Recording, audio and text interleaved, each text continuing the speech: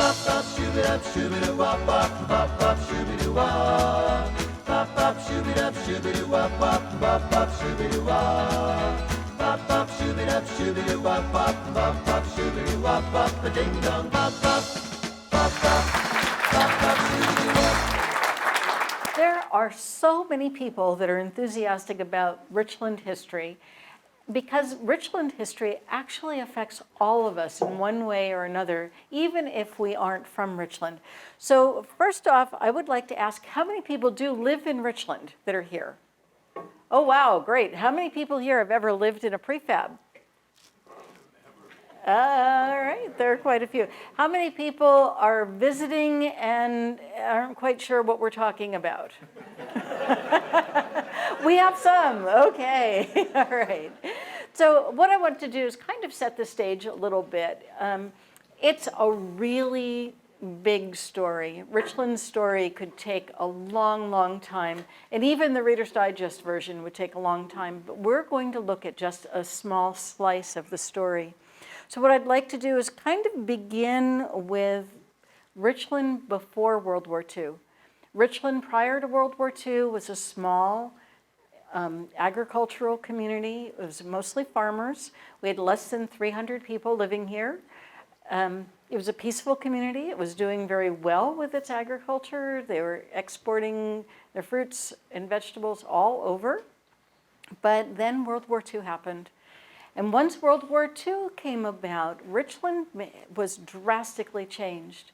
Now, for those of you who are younger in the audience, you probably can't remember a time when the government was so incredibly intrusive in your life, but we were at war, and it was a patriotic thing to be able to sacrifice for the war. Well, Richland residents sacrificed it all. They sacrificed their sons and their husbands and their loved ones to go to the war to fight, but they also were asked to sacrifice their homes. The government came in through eminent domain, took over Richland, and all of those slightly under 300 residents had to leave. So then, what happened? Why did they take over Richland? This became the community for the people that were going to be operating the Hanford Engineering Works. We now just call it the site or the Hanford area. So we went from 300 people to 11,000 people in a hurry in less than 2 years. And then with the Cold War, it was even more people than that. So we're looking at some of the housing. So when you came here, you were assigned a house to live in. And depending on your job, your socioeconomic status, and the number of kids you had, you might be assigned to an A house if you were a blue-collar worker. That would be a 2-story duplex if you had kids and you needed that many bedrooms. Say you were a mid-level manager or one of the scientists, you might end up in an F house, which is my favorite house. Or if you were among the elite, among the top management, you may end up in a G house. Just to give you some perspective, there were hundreds of A houses. There were 8 G houses. Yeah, so that kind of gives you an idea of the stratification. Well, people are coming in so fast, they just couldn't keep up with building. So the decision was made to bring in prefabricated houses, and that's where we're going today to talk about the prefabs. So, originally, I started working on a project about the alphabet people of Richland. And as I was working on that project, I started to read more and more stories about people who lived in the prefabs. So that's where this came about, from that. So let's take a look at this unique feature of Richland. Prefabulous Richland.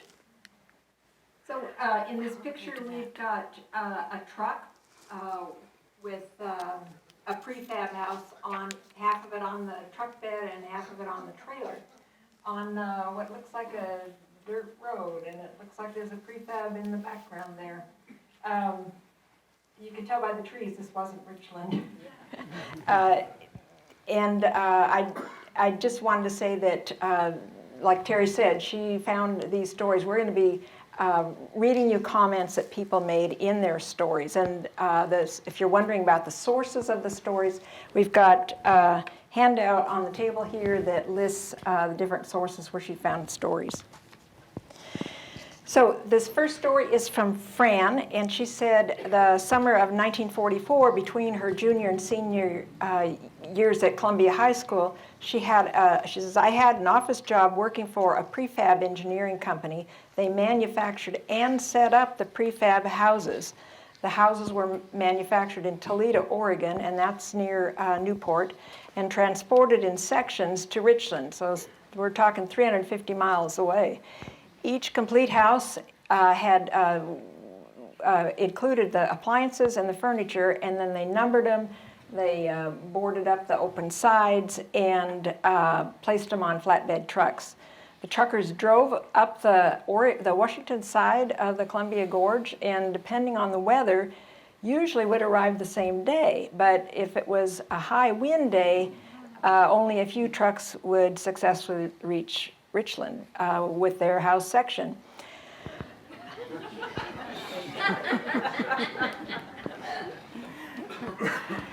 Okay, so here we have some sections have arrived, and you can see there's a bulldozer type machinery placing the house. The two sections for each individual house would have been marked so you knew which one went together. So they would arrive in the area that the Corps of Engineers had platted, and each house had a designated, they had a list. This is where you're going to put down this particular house, and you're going to anchor it together. The Corps of Engineers decided on exactly where each house was going to go. They also decided on the color, the exterior color of each house. And as the trucks arrived in Richland, they were set down on the base here, a cinder block base. So you don't have a real good foundation, you have cinder blocks, and these would then be tied together, and then they would be anchored. Well, every so often, the trucks would be held up, particularly if there was a high wind through the gorge as they were coming across along the Columbia. And when that happened, they would just get as many houses placed as they could and take off for the rest of the day. Well, if there was a high wind that night, these were kind of like tinker toys. They would end up getting scattered. So the next morning, the crew would come and they would look for the houses, and then they'd have to, match them up. Maybe kind of like Legos, more than tinker toys. So you had to get the exact same piece to get together, and then off you could go. Now take a look at the whole surrounding areas. Now when you go to areas where there are a number of prefabs, you see people have nice grass and lawns and fences around their house.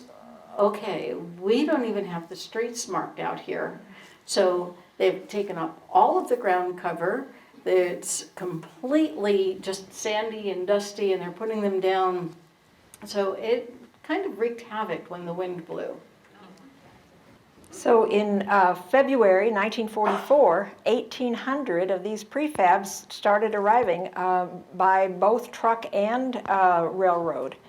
On good days, the 4 to 5 homes would be set up, and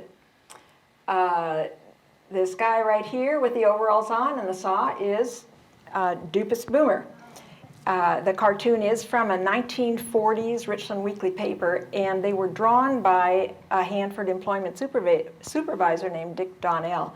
The main character, Dupus Boomer, he named for the DUP stood for DuPont, the head contractor for the site, and then US was for the United States, and then Boomer was what the workers were called that were attracted to these boom towns to do the work. No, it wasn't because we blew things up. No, blowing things up had nothing to do with it. And some of you might think that Dupus Boomer is only a restaurant, but the restaurant was named for this cartoon character. And I also wanted to point out there are things here you might not recognize. This clothes rack is actually a clothesline, And that was because they had to dry clothes outside since household dryers weren't common yet. I doubt if there was any of them around. Okay, as Connie mentioned, units arrived by truck and by railroad. So on a good day, the 4 or 5 homes would be set up. They would be set up, clipped together, anchored down, connected to electricity and into the sewer system. So it was quite an operation to get 4 or 5 homes done every day, but they had to really work fast. And part of the reason is at some points in time, there were between 200 and 300 people on a waiting list hoping to get in. So that previous cartoon with Dupus Boomer, you know, it's kind of humorous that this guy is camping out, waiting for a place to live, but they really were a lot of people just on the list hoping to get a home. So these 3 photos on this slide are all the same size because of the size of the photo. The homes are different sizes. The top one is your single family 1-bedroom prefab.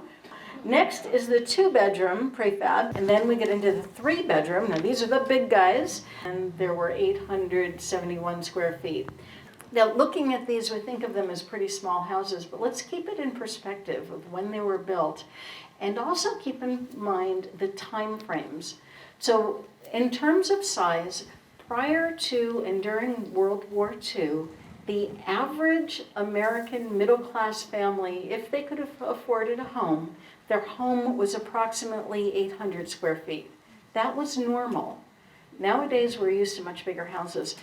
1960s is when the houses became bigger. Just after World War II, they nudged up to about 1,000 square feet. By 1960, we're looking at the average American middle-class home being about 1,200 square feet. It's not till we get into the 2000s that we start expecting homes to be over 2,000 square feet and 3 to 4 bedrooms as a norm rather than the exception to the rule.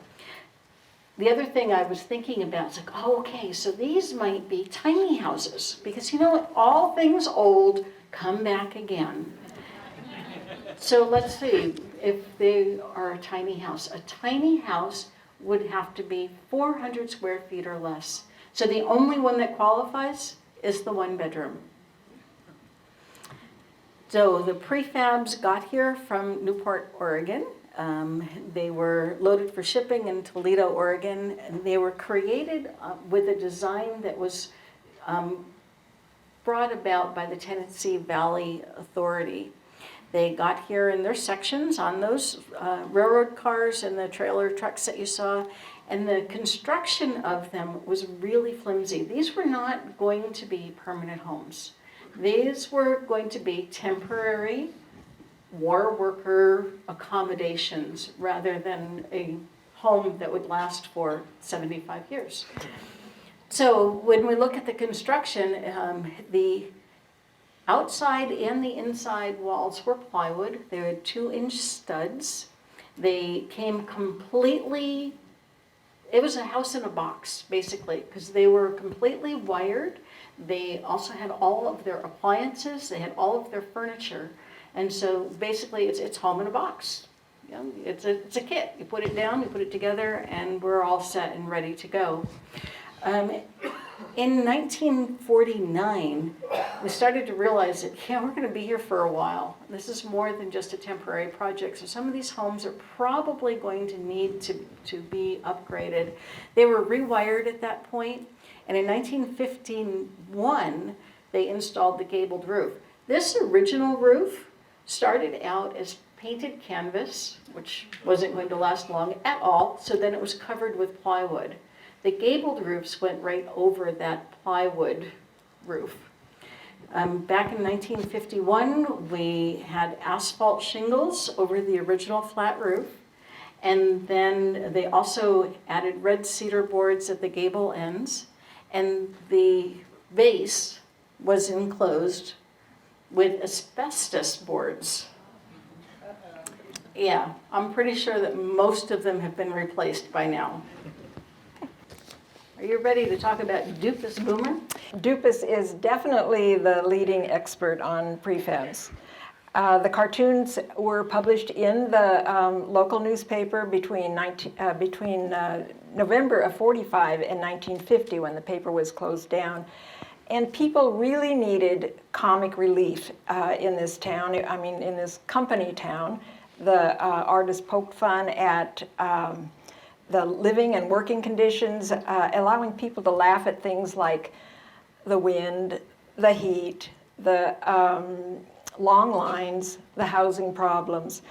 And people loved those cartoons. I heard people mention that when they got the newspaper, the first thing they did was turn to page 4 to see what Dupus was up to that week. They were so popular that Dick Donnell, the artist, everybody kept asking him to put a booklet together. So in 1946, he published the booklet, You Asked For It, and then in 1948, he published a second one called Dupus Boomer.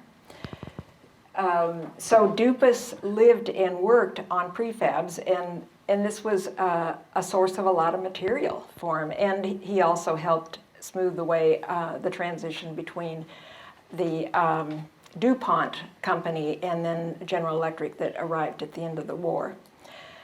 There are still original Richland Villager newspapers from that time period available if you ever decide you'd like to take a look at them. The library here has some, and you need to make an appointment to see them. Also, the Hanford History Project has brochures. I mean, we have their brochures up here. Has newspapers that can be looked at by appointment.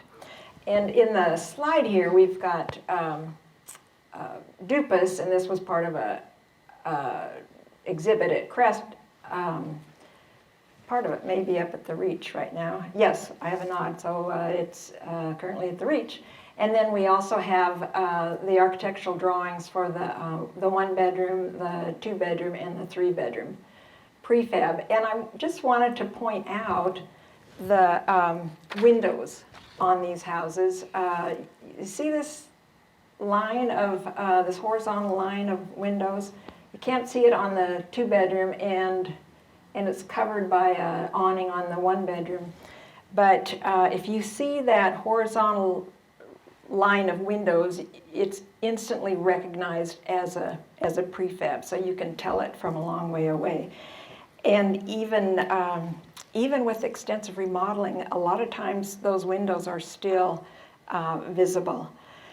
And they didn't put any windows like that in the alphabet houses. It seems odd to compare houses to birds, but bird watchers look for markings that are easy to spot and instantly recognizable. And like the robin, you see that bright red breast and you know it's a robin. So likewise, when you see these windows, you know that's a prefab, and so it's kind of fun to watch for them. Okay, so here we have Dupus talking to a friend, and there is wind blowing and billowing sand in front of him, and you can't see anything. And he's remarking to his friend that on a clear day, you can see the new houses across the street. It's a recurring theme with Dupus. We're going to see persistent wind, dust, and dirt moving around. Now, some of the stories that we are going to be telling you came from the Sandstorm, which was a newspaper for the Columbia High or the Richland High alumni. So some of you may be in these stories. So if you are, I apologize, but you have them out there on the internet. And if it's on the internet, I'm going to glean it. So one of the stories is from Doris. Doris was married to Louis, and they were a young couple, and this is her story. And I'm going to read it directly so I don't mess up her story. She said, "Since we were a young couple, we got a 1-bedroom prefab. It was on Sanford and Simons. It's a lot different today. The sidewalks then were macadam. Asparagus was growing up through the sidewalks.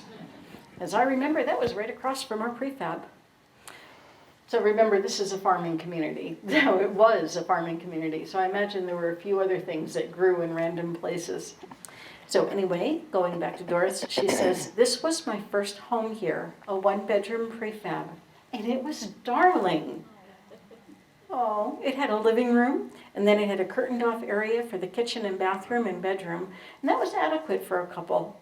I bought some yellow chintz with blue figures on it, and one of the women here helped me make drapes. The people were very friendly.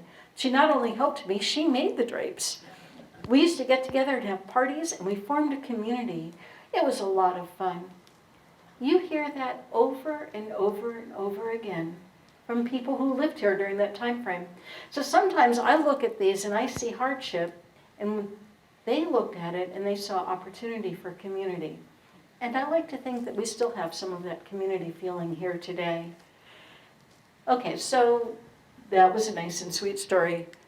Now we need to deal with some more wind. So we are going to try to remember to read the captions because they're at the bottom of the cartoons, and they're easy for the front row to read, but once you get beyond the front row, it might be difficult. So Dupus is hammering some nails in his roof, and there's no house underneath the roof, just blowing tumbleweeds. And he says, "Give me some more nails, will you, honey?"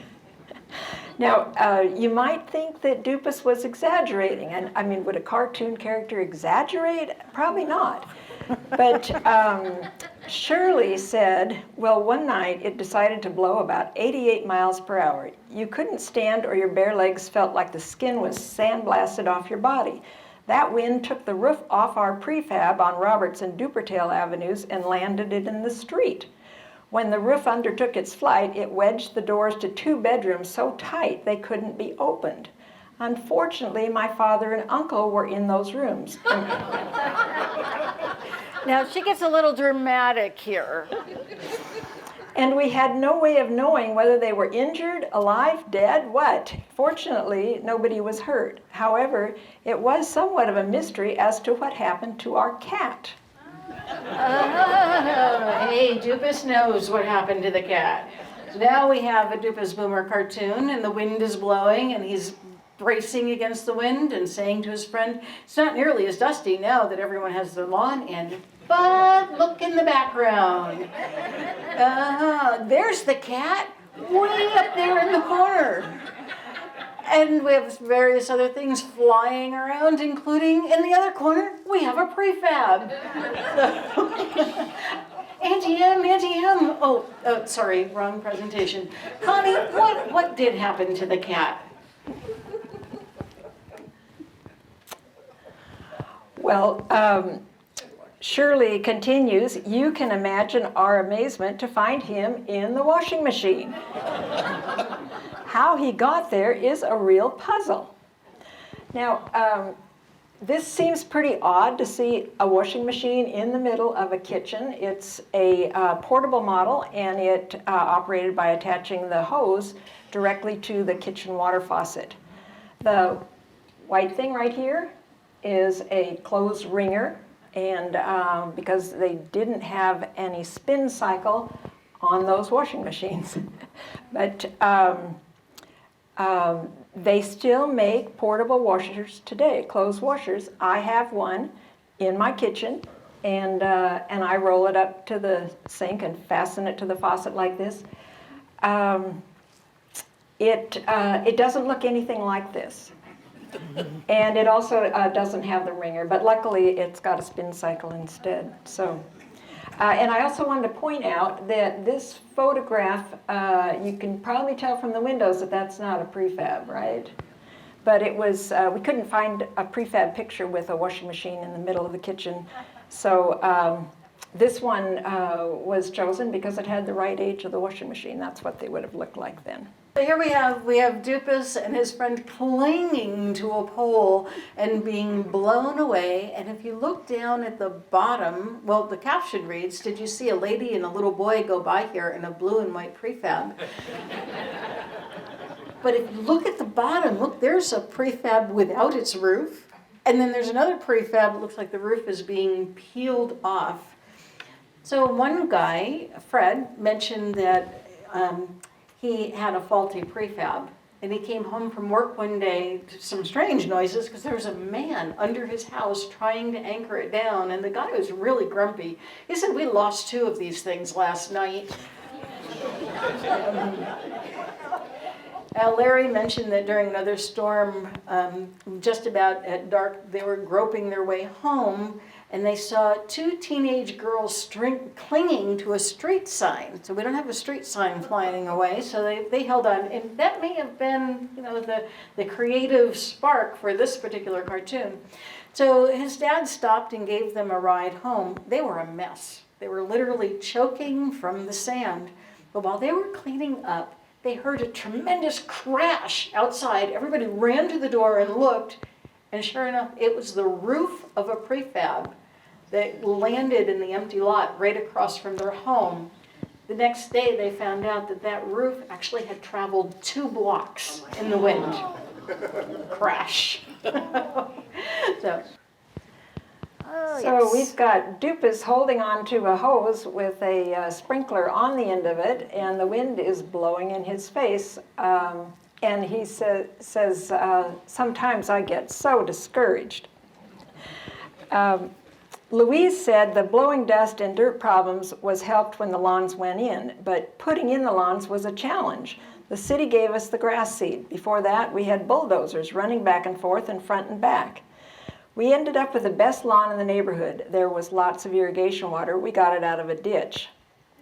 Another couple reported our brand new 3-bedroom prefab cost $37 a month furnished, and with utilities and grass seed, tons of grass seed. I used to stand with a hose on fine spray with a book in my hand while the kids were in school and spray this lawn. It came up very nicely. So obviously she wasn't watering her lawn on a windy day with that book out there reading. Now, we don't want to give you the impression that it was always just wind and wild elements and work all the time. Dupus managed to have a good time every so often, along with other people. So here's Dupus and his wife. They are dancing to a big band that you can see over there in the corner.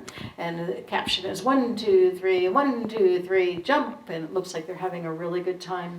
So the other stories that we often heard is about community, how people came together. And it was pretty odd community, though, because things were working on 24-hour shifts. So you never knew whether, what time of day it was and whether you're coming or going and what time is it, what are we doing next? But one woman said, we had a lot of fun in those 1-bedroom prefabs. Everyone was from all over the country. It's another recurring theme. People came here from everywhere, but we didn't know anybody. So you got acquainted really easy. The neighbors would come in for breakfast when Bill came home from the graveyard shift. They would come in at night when he was on the swing shift. We'd have dessert together. There wasn't any entertainment, so we'd play cards. But out at the camp, so this would be out at the construction camp, they had a big dance hall, and we would go to these and dance to the big bands. We considered ourselves kind of like pioneers. So according to Ted, since space was the major requirement in a prefab house, furniture was selected that would take up as little room as possible. And you can see in this cartoon, we've got Dupus with his nose in the coffee cup when the table leaf collapsed, and the chair that he was sitting in was a folding chair, and it was on its way to the, not to the upright and locked position at all. And Dupus is saying, oops. So everything was designed, was chosen to be smaller. The, oops, lost my place. So they didn't put headboards and footboards on the bed. They just had 6 little legs. And then, of course, we've got the table and the folding chairs here. Practically all the houses in Richland, alphabet prefabs existing, were provided with certain basic items of furnishings, and these included electric refrigerator and stove, and 50 feet of water hose, including the spray and nozzle, and a garbage can. One other thing about, anybody ever picked up any of this furniture at yard sales? Yes, yes, yes. And the Alphabet House furniture was from Haywood Wakefield in the Carolinas, gorgeous stuff. And the prefab furniture was kind of made out of plywood. They stained it, no varnish. But these chairs actually had varnish on them. They were very nice. I was impressed. So Connie, I understand that in 1948, the government decided it didn't want to rent furniture anymore. It didn't want to be in the furniture rental business. So they gave people the option, you can buy the furniture that's in your unit, or you can turn it back in and bring in furniture of your own. So if I were here and I wanted to buy my furniture, how much would it cost? Well, one family bought all the furniture in their 3-bedroom prefab, and some things you buy more than one of, like the chairs, and their grand total was $132.61. Now that included a 3% Washington tax, and some examples of the stuff they bought: the kitchen table, $4.39; the folding chair, $2.01; double bed and mattress, $8.16, and a pillow for 42 cents. Okay, so now at this point, it's used furniture. Yeah, so it's used furniture at this point. So the prices seem pretty reasonable, but I'm not so sure I'd want to buy a used pillow. But you got it as fresh to begin with. So you're just buying your own pillow, probably not your neighbor's pillow.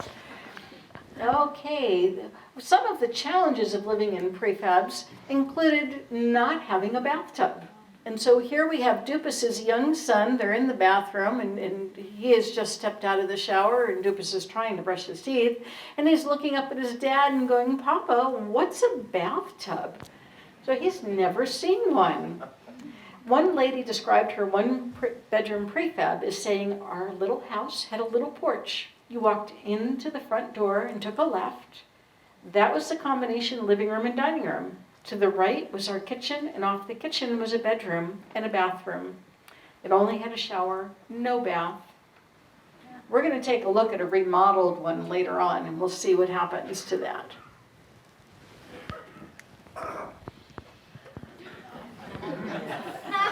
Well, if you really want a bath, you can figure out a way. And the prefabs, I should say, they only had one bathroom, no matter how many bedrooms and no matter how many kids.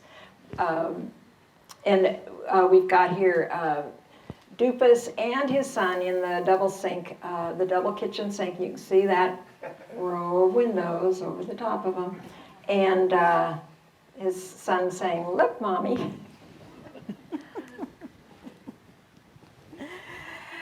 Okay, so Dupus got himself locked out of the house, and he's saying, "Oh, are you home? I forgot my key." And he's balancing on a box and a trash can, and he's either very, very strong, if this is the point where now we've got complete plywood roofs, or we still have a canvas roof with just a plywood frame, because he's lifted the roof and he's trying to climb in. So there are some stories out there, not necessarily climbing in through the roof, but people who may have wanted to get out of the house that way. Jim and his friend Tiny, they are high school students, so you can imagine a high school boy named Tiny is more than likely not very tiny.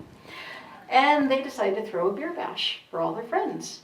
So Jim and Tiny and the kids are having a good time, and somebody calls the cops. Here come the cops. Everybody scatters, but Jim and Tiny are trying to get rid of the evidence, and they realize they'd better get out of there fast. So they dash into the prefab. Tiny tries to go out the back window. Look at the size of the windows. It didn't work. He got stuck. So he's halfway in, halfway out. Jim tries pushing him, doesn't work. So he finally pulls them. They fall back in the house. They realize, okay, the cops are here. Where can we hide? Where can we hide? The closet. All right. two teenage boys, one not very tiny, trying to fit in the closet. So they get in the closet, they try to pull the door closed, and the cops come in, and of course the cops yell out, "Hey, all right, whoever's in there, come on out." And Tiny responded with, "There ain't nobody in here but us mothballs." The cops laughed so hard that the kids got off with a warning, "Please don't do it again." So Connie was pointing out the windows there, the horizontal windows there that mark it as a prefab. So there's some other things that those windows tell you about a prefab. Well, we've got two guys with a wheelbarrow full of coal, and they're putting it in a window. And we have a coal truck right here behind the house, and Dupus is standing there, and he says, "You guys are new here, aren't you?" And the reason that he says that is because the alphabet houses were the ones that were heated by the coal-burning furnace, and the prefabs only had electric heaters. So the electric heaters were very low maintenance compared to the furnaces. So we've already, so we've already figured out that that was definitely a prefab. That's why he knew they were new. And we've got Dupus turning the heat up on that little electric heater, but he is got a really big grin on his face, and he's smiling because he's glad he doesn't have to deal with a furnace. And we've got some thought bubbles above his head that show a explosion where the furnace has blown a hole in the floor because they were always in the basement. And then there's also a picture of this kind of an octopus furnace with arms going out every direction and a guy shoveling coal into that. And those are two things he didn't have to worry about with his prefab heater. However, there were definitely hazards to those electric heaters. Jake said, "I clearly remembered that when we lived in the prefab, we heated with portable heaters. I remember that because of the interesting waffle-like design burned into my brother Terry's rear end when he sat on one."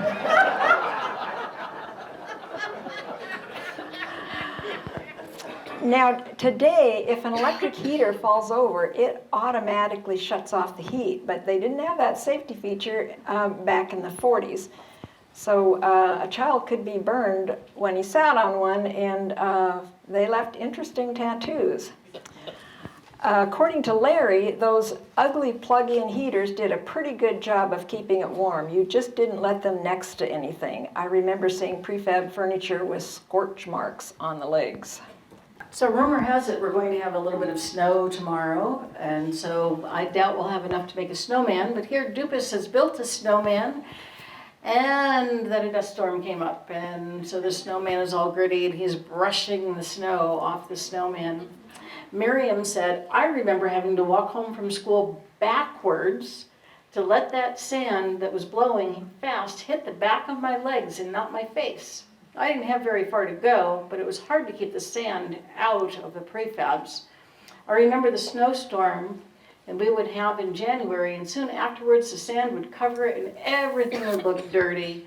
And I can just imagine her shaking her head because her next sentence was, "It was dirty." Okay, I don't know if this is from the sublime to the ridiculous or what.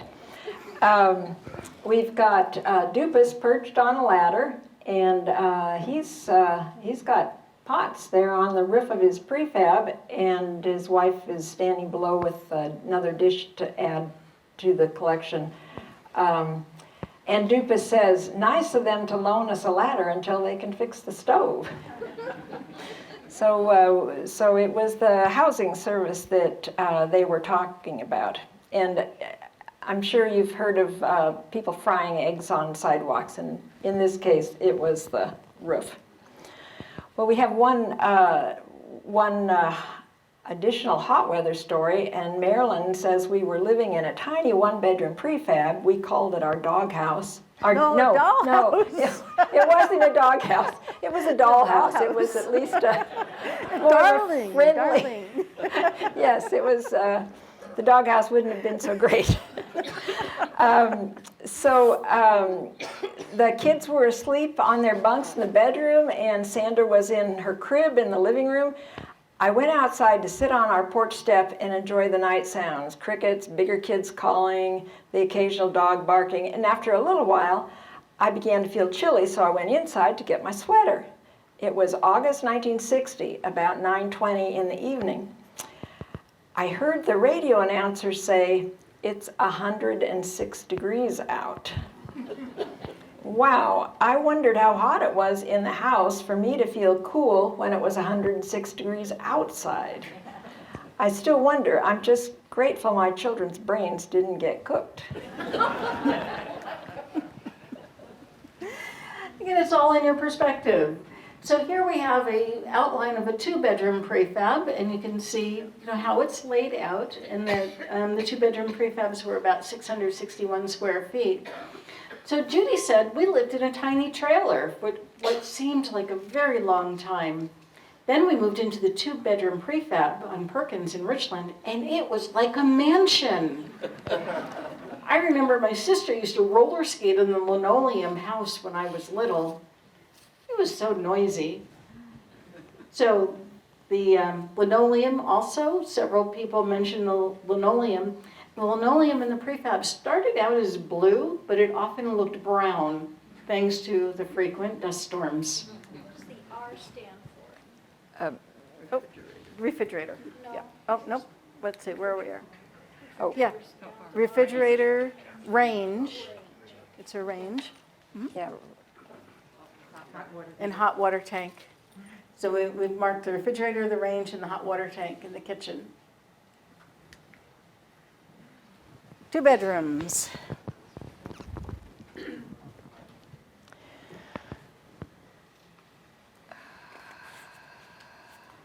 So we have prefabs then and now. The top is the architectural drawing, and then there's a photograph of a 2-bedroom below that. And in 1958, the government started selling off the houses, and the people who lived in them got the first option to buy. Gloria said, "I have the original papers from the purchase of our 2-bedroom prefab, dated October 13th, 1958. The price was $2,212. I thought it would be interesting to our children one day to look at them and be amazed. Our rent had been $30 a month with everything included. Repairs, painting inside and out, light bulbs, etc. What a deal we had then, and I'm sure we didn't realize it or appreciate it probably. It just was what it was, and we took it without question." So if the price had actually kept up with inflation, and calculating an average inflation rate of 3.69%, this today would sell for $18,720. However, the bottom picture here is a picture of a prefab house that was on the market this summer, and it sold for $99,000. I went out to Zillow this afternoon, and I found a 2-bedroom that's being offered for $140,000. It definitely has had a lot of upgraded amenities. I'll just continue.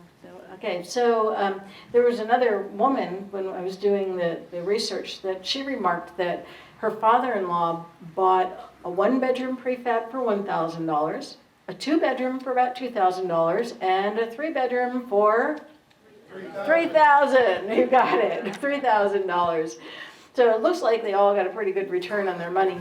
So today I went out on Zillow, as I mentioned, I saw one for $140,000. Now I want to just kind of give a little caveat here. I am not a real estate agent. I'm not selling anything. I have no idea who lives in this house. I just wanted to show you some of the differences between now and then. Here's the kitchen of the one that's for sale now. Yeah, I love those lights. And you can see the size of the windows is the original size of the windows, but they've definitely upgraded the windows. And look at that, they have a washer and dryer. So it's probably not needing to be rolled out and hooked up to the sink. And they put in a bathtub. So anyway, like I said, I just want to make sure you know, I have no idea if your house is this one and it's for sale, I'm sure there are people who want to talk to you about it. So as time moved on, after World War II, DuPont, who Dupus is named after, moved out and GE moved in. And here we have a gentleman from GE shaking Dupus's hand and saying, well, Dupus, it looks like we are stuck with each other. So I like to think of it as prefabulous people stick around. They stay.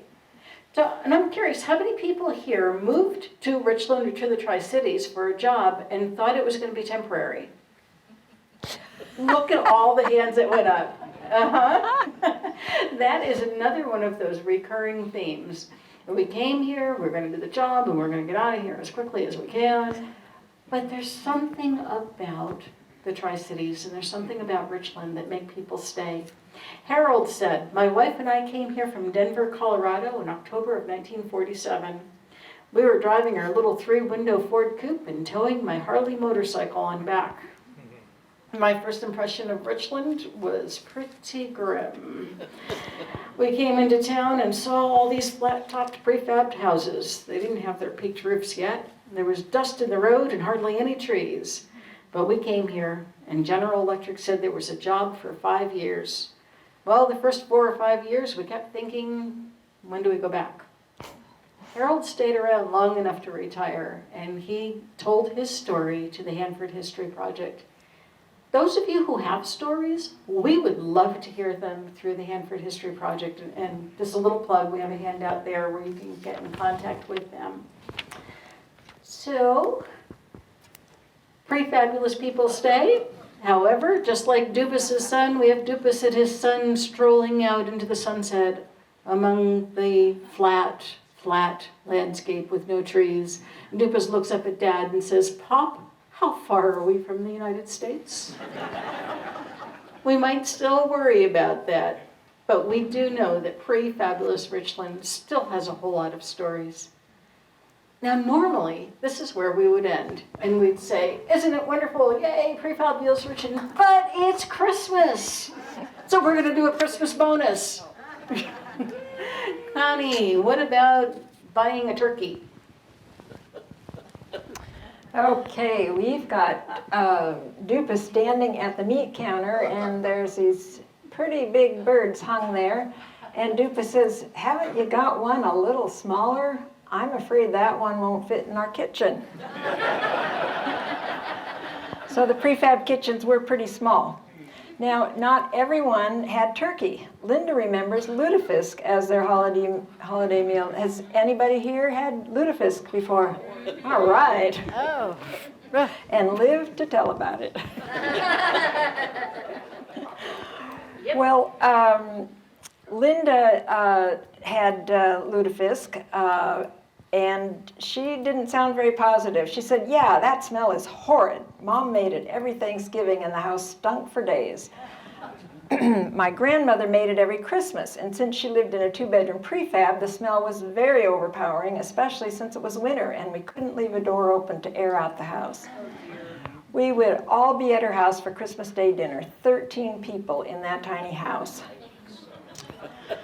But for those who did have turkey for Thanksgiving or Christmas, Jack reminisces, I was thinking about Thanksgiving 50 years ago, how it has changed. Buying the bird at the first Safeway store, spending at least an hour picking the pin quills out of it, roasting the turkey with a cheesecloth wrapped over it, squeezing the oleo bag so it would be yellow for the dinner rolls. Does anybody remember squeezing the oleo bags? I was trying to explain to Terry about oleo bags, and I'm getting this look like she's pulling my leg again. I don't get it. So anyway, I found this this old advertisement, and it shows that shows the oleo bag here, and this is a little color dye thing in the middle of it. And the deal was that the butter lobby was very strong, and they got laws passed in the States to outlaw the sale of margarine that had been dyed. And so when it wasn't dyed, when the dye wasn't mixed in, it was white. It looked a lot like lard, oddly enough. And so you just needed that bag. And I remember this from the early 50s. My mom would get the groceries, and when she'd come in, she'd toss each of us one of these bags, and we would stand around and knead it. It was pretty fun, and until one of them broke, and then it was always a mess when that happened.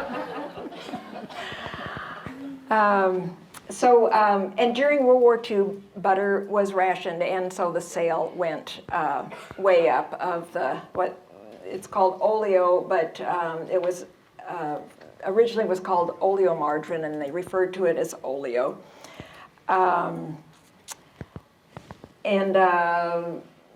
Let's see, and then the package looks just like a pound of butter does today, so it wasn't obvious from the package that it was different. Okay, back to Dupus. So Christmas time, we all get our Christmas tree, and sometimes you get the tree that's a little too big for the house. And here we've got Dupus scratching his head and trying to figure out how he's going to fit that very tall tree. And we've got the prefab tilted on its side, and Dupus is thinking, nope, won't fit that way either. And there are stories of people saying that they look forward every year to see how Dad is going to fit that outrageously big tree into the house. And then you get stories like Evelyn, who says, so we're here 1,500 miles from Grandma in a place where you couldn't even see a tree, much less go into the forest and cut one down. Daddy bought a tree, and Marjorie and I were to decorate it. But with what? We had no decorations, and none were available in the stores. So we painted walnuts with fingernail polish and crayons, cut pictures from Christmas cards and hung them, strung popcorn and cranberries and wrapped them around the tree. Sounds pretty good. I did some cranberries and popcorn just the other day with a friend's tree. But the only thing that still had foil on it was yeast. Well, I happen to like yeast, so I ate the yeast so we could have a foil star on top. Now, I'm not a baker, so Connie, tell me about yeast. So in the 50s and 60s, yeast was pretty much the cube that you bought in the refrigerator section. You can actually still buy these today, but usually only around the holidays. And I found this at Freddy's. And when you unwrap it, the foil is 4 inches by 2 inches, so I don't think that made a very big star. Well, this family got very innovative. So once they unwrapped all their yeast and made their star and did all their handmade ornaments, they thought, well, we need some lights. But the twinkly type lights hadn't been invented yet, and there weren't any of the Christmas string bulbs available to buy. So Dad got the bright idea to take his trouble light and put it under the tree. Okay, some people are chuckling because they already know what's going to happen. That trouble light warmed up the tree, and a nice red light was coming up through, and then it got really hot. They unplugged it quickly before any damage had done, other than a terrible odor throughout the house. I hope this isn't the same family with the lutefisk. They discarded the light idea and decided to just live with the tree. So here we have a sagebrush tree. I have heard so many stories of people talking about sagebrush trees, but trying to find a photograph of one in a prefab, I have not found a single one. If you have one, we would love to be able to scan it. So this one, you can tell by the walls that this one is in a Quonset hut, and it's got cranberries and popcorn and little ornaments hanging from it. One family decided that they needed to hang their tumbleweed tree from the ceiling.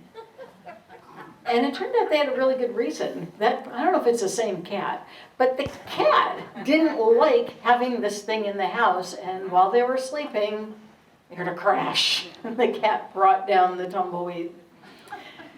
So again, if you have any pictures, the Hanford History Project would love to have those.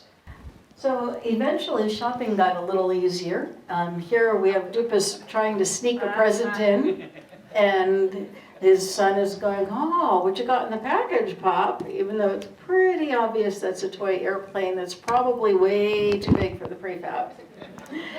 So, how many people remember shopping at J.J. Newberry's? We've got a few. How about the Diamonds 5 and Dime? No, oh, okay, just one. Okay, what about C.C. Anderson's? Oh, there's a few more hands. So eventually there were more places to shop and to buy presents. And also you can remember waiting and waiting and waiting to sit on Santa's lap and tell him what you really wanted for Christmas. Well, one of the unique things about this area is that work didn't stop. Just because it's a holiday, we still had people going to work. Work happened for 24/7 during the war. So Betty tells us that Christmas was quite an adventure. They lived in a prefab, no chimney for Santa. But my dad was a shift worker, so on some Christmases, when he was on day shift, we would all get up at 4 a.m. to open presents. I always felt sorry for Daddy. He must have slept on the bus going to work and coming home. But graveyard shift was bad because the kids had to wait for Daddy to get home. The kids rattled each present to death by the time he got home. And swing shift, Daddy would only get about 5 hours sleep. That's part of the joy of living in Richland for Christmas. So here we've got Dupus with his eyes barely open, and his son is standing next to his bed and saying, "Daddy, is it Christmas yet?" And if you can see the clock on the table here, it says 5 after 4 in the morning, and it's also still dark out those windows. So I think 4 in the morning qualifies as dark 30. But it's hard to wait at that age. Linda wrote, "The cookies are baked, the jerky is done, and the house smells yummy. This brings back many favorite memories. 7 little kids gathered around the tree on Christmas Eve in my grandmother's 2-bedroom prefab, anxiously waiting for the brightly colored packages to be passed out by Santa Claus." My great uncle would don a Santa hat.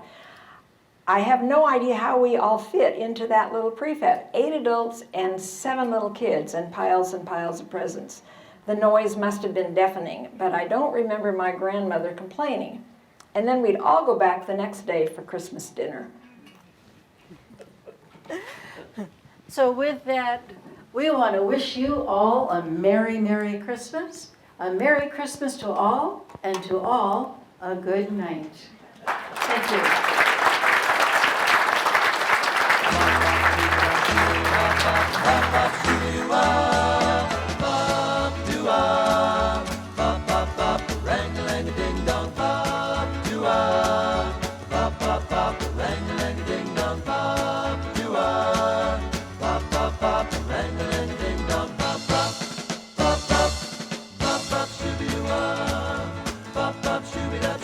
Bop, bop.